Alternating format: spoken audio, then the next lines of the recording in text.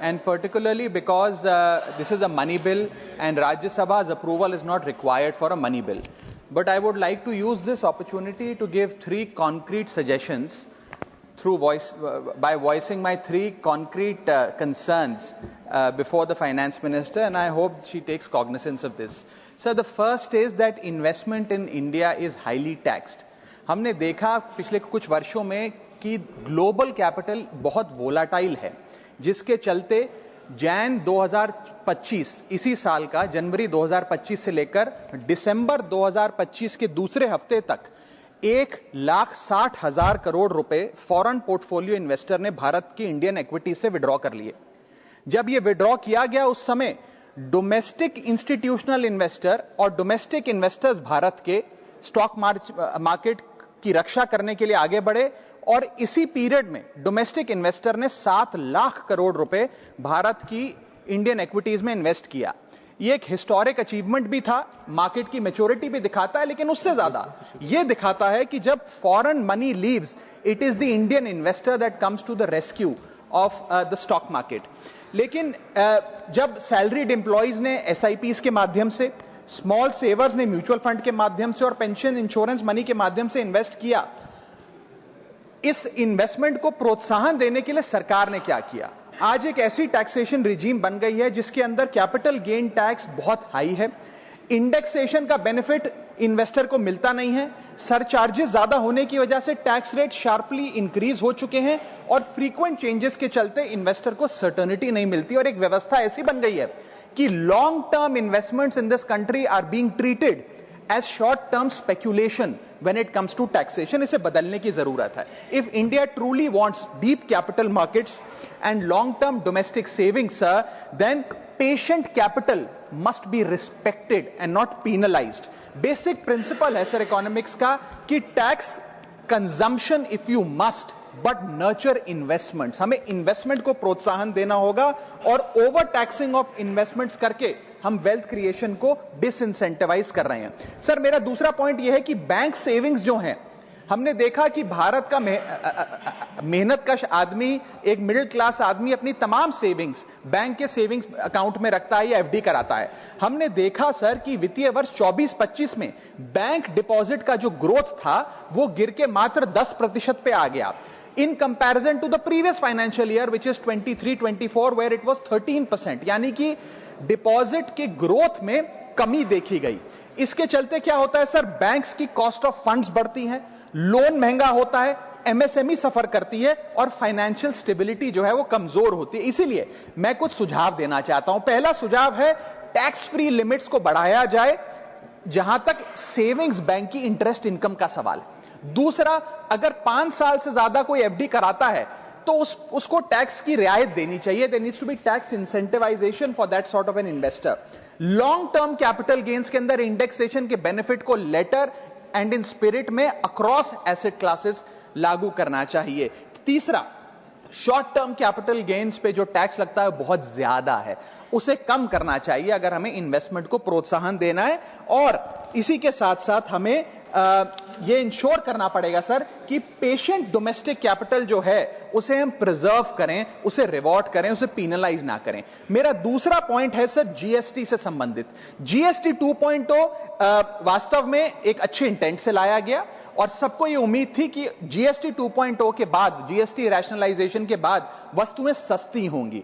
माननीय वित्त मंत्री जी ने तमाम कंपनियों को भी कहा कि हम जीएसटी में कटौती कर रहे हैं, 28 से 5% ला रहे हैं, 18 से 5% कर रहे हैं, तो आपको वस्तुओं को सस्ता करना पड़ेगा। लेकिन हमने ये देखा कि जो इंटेंट था कि जीएसटी कम होगा तो वस्तुएं सस्ती होंगी, वस्तुएं सस्ती होंगी तो कंजम्पशन बढ़ेगा, कंजम्पशन बढ़ेगा तो डिमांड बढ़ेगी। ये हुआ नहीं, और ये इसलिए नहीं हुआ सर क्योंकि प्राइवेट कंपनियों ने इस मुनाफे को जनता को नहीं सौंपा। मैं बता रहा हूं, मैं मोटे मोटे तौर पे आपको बताना चाहता हूं, मैं उदाहरण के माध्यम से आपको बताना चाहूंगा सर कि एक वस्तु 100 रुपए की बाजार में मिलती थी, उस पर 18% जीएसटी था, तो उसकी मार्केट वैल्यू 118 रुपए थी।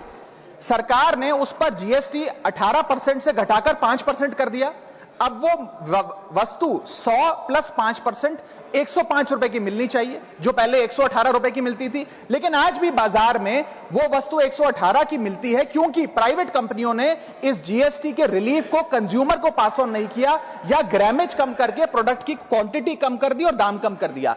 इसीलिए यह जरूरी है कि पास थ्रू का बेनिफिट पूरी तरीके से प्राइवेट कंपनियां जो कंज्यूमर को दें, ताकि जीएसटी की इस रैशनलाइजेशन का कटिंग एज लेवल पे कंज्यूमर को फायदा हो। हमने देखा सर, इंडिपेंडेंट सर्वे बताते हैं, खास तौर पे लोकल सर्कल्स का एक सर्वे, कि एफएमसीजी, फार्मा और पैकेज फूड की इंडस्ट्री के अंदर मात्र 10% कंज्यूमर को फुल जीएसटी का बेनिफिट मिला। कंज्यूमर ड्यूरेबल्स बाजार में 34% ही उपभोक्ताओं को फुल बेनिफिट मिला इस जीएसटी पास थ्रू का। और ऑटोमोबाइल सेक्टर में जो रिलीफ मिला, बताया जा रहा है कि जनवरी 2026 से तमाम ऑटोमोबाइल कंपनियां अपने दाम बढ़ाने जा रही हैं। इसीलिए सर मैं कहना चाहूंगा, tax reform without enforcement will become a transfer of benefit from the citizen to the company। एक हाथ से जीएसटी रिफॉर्म आया, जीएसटी का रेट घटा, लेकिन दूसरे हाथ से अगर प्राइवेट कंपनियां वो बेनिफिट कंज्यूमर तक पहुंचने नहीं देंगी और वस्तु का दाम बढ़ा देंगी, तो एंड कंज्यूमर को कोई फायदा नहीं होगा। इसीलिए मैं याद दिलाना चाहता हूं कि section 171 of the CGST act, जो एक सनसेट क्लॉज के तहत अब समाप्त हो गया, उसकी जो मूल भावना थी वो बड़ी सीक्रेट है, जो ये कहा करता था that tax cuts must translate into price cuts. Any benefit in the reduction of tax must be given to the end consumer as a reduction in prices. ये करने की आवश्यकता है। No doubt GST 2.0 is a landmark reform, but without pass through benefit it is an incomplete reform. और अंत में sir मेरा आखिरी सुझाव यह रहेगा, भारत देश में आज एक टोकनाइजेशन बिल लाने की आवश्यकता है। सर जैसे यूपीआई ने डिजिटल पेमेंट्स को एक प्रकार से इंक्लूसिव बना दिया। आज रेडी पटरी वाला, सब्जी वाला, रिक्शा वाला सब यूपीआई के माध्यम से पेमेंट लेते हैं, देते हैं। ठीक उसी तरह इन्वेस्टमेंट और एसेट ओनरशिप को हमें इंक्लूसिव बनाने के लिए टोकनाइजेशन का एक कानून इस देश में लाना पड़ेगा। सर मैं सरल भाषा में समझाता हूं, एक मिडिल क्लास का आदमी आज यदि अपना निवेश करना चाहता है पैसा, तो उसके पास या बैंक का सेविंग्स अकाउंट का खाता है, म्यूचुअल फंड है या फिक्स डिपॉजिट है, उसके अतिरिक्त कोई ऑप्शन नहीं है। कमर्शियल बिल्डिंग बहुत महंगी है, इंफ्रास्ट्रक्चर प्रोजेक्ट उसकी रीच के बाहर हैं, और प्राइवेट एसेट क्लास नीश इन्वेस्टमेंट्स के लिए होते हैं, उनके लिए बने नहीं है। टोकनाइजेशन एक ऐसी फाइनेंशियल रेवोल्यूशन है जो एक बड़े महंगे एसेट को छोटे छोटे डिजिटल टोकन में बांट देगा और ट्रांसपेरेंटली उसकी खरीद बेच ब्लॉकचेन टेक्नोलॉजी के माध्यम से हो सकती है। Sir asset tokenisation is one of the most transformative technological financial innovations of the 21st century. और मैं बताना चाहूंगा सर कि जैसे एक आम आदमी एक कंपनी का शेयर खरीद के उसमें हिस्सेदारी ले सकता है और उसकी अप्रिसिएशन का, मुनाफा का स्वाद ले सकता है, ठीक वैसे ही एसेट टोकनाइजेशन आने से रियल वर्ल्ड एसेट्स जैसे कि real estate projects, infra projects, commodities, IPR, इन सब को छोटे छोटे डिजिटल टोकन्स में बांट दिया जाएगा, जिसे कोई भी खरीद बेच करके इस ट्रेडेबल टोकन का फायदा ले सकता है और इसके मुनाफे में हिस्सेदार बन सकता है। इसका मतलब यह है कि ये बड़े बड़े एसेट्स सिर्फ करोड़पति अरबपति लोगों के लिए नहीं, बल्कि इन बड़े बड़े एसेट्स को देश का आम आदमी खरीद सकता है और उसकी बड़ी रिटर्न्स का स्वाद ले सकता है। मैं उदाहरण देता हूं सर आज 10 ग्राम सोना भारत में लगभग 1,35,000 रुपए का मिलता है। आप यदि किसी दुकान में जाकर कहिए कि भाई मेरे पास 1,35,000 रुपए तो है नहीं 10 ग्राम सोना खरीदने के लिए, आप मुझे 500 रुपए का सोना दे दो, तो शायद आप 500 रुपए का सोना नहीं खरीद सकते। लेकिन जब से गोल्ड ईटीएफ आया, डिजिटल गोल्ड आया, आप 500 रुपए का गोल्ड खरीद पाएंगे इलेक्ट्रॉनिकली, डिजिटली। ठीक वैसे ही आप एसेट्स को अगर डिजिटाइज करेंगे, इन टोकन्स के माध्यम से आप इन एसेट्स की हिस्सेदारी पा सकते हैं। सर मैं समाप्त कर रहा हूं, मुझे एक मिनट ही लगेगा बस। सर इस टोकन, हाँ मैं समाप्त कर रहा हूं सर इस टोकनाइजेशन से खास तौर पे मिडिल क्लास को क्या फायदा होगा? सबसे पहले बेटर रिटर्न्स मिलेंगी, रिटायरमेंट सिक्योर होगा, निवेश करने में आसानी होगी, और सबसे बड़ी बात इंस्टेंट लिक्विडिटी मिलेगी इन ट्रेडिशनली इनलिक्विड एसेट्स। आपको कोई ब्रोकर की फीस, कोई रजिस्ट्री का झंझट, प्रॉपर्टी डीलर का झंझट नहीं, आप खरीद बेच आराम से कर सकते हैं।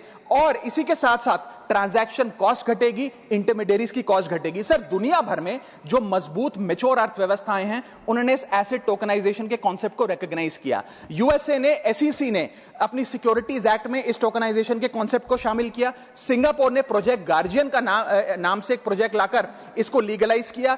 यूरोपियन यूनियन ने markets in crypto asset regulation का एक कानून लाकर इसे रेगुलराइज किया। और यूएई ने सबसे बड़ा काम करते हुए एक अलग अथॉरिटी बना दी, वारा, वर्चुअल एसेट रेगुलेटरी अथॉरिटी, जो इस प्रकार के एसेट टोकनाइजेशन पे काम करती है। Sir, Indians have more cultural affinity to real estate and precious metals like gold, silver etcetera, because 70 to 80% of our household assets are stored in these asset classes. Therefore, tokenization will directly address their preference by enabling fractional ownership of these assets using blockchain technology. अंत में मैं बस इतना कहना चाहूंगा sir कि India को अपनी एसेट टोकनाइजेशन की एक bespoke legislation की जरूरत है और एक रेगुलेटरी सैंडबॉक्स की जरूरत है। इसके चलते इन्वेस्टमेंट और ओनरशिप कॉमन मैन के लिए, आम आदमी के लिए सही मायने में इंक्लूसिव बनेगी। और अगर भारत में रेगुलेटरी क्लैरिटी आ जाती है एसेट टोकनाइजेशन कानून के माध्यम से, तो global capital Singapore, UAE, Hong Kong और यूएस जाने के बजाय भारत में आएगी और भारत में निवेश होगा। So there is an urgent need for an asset tokenisation bill in this country. Thank you sir.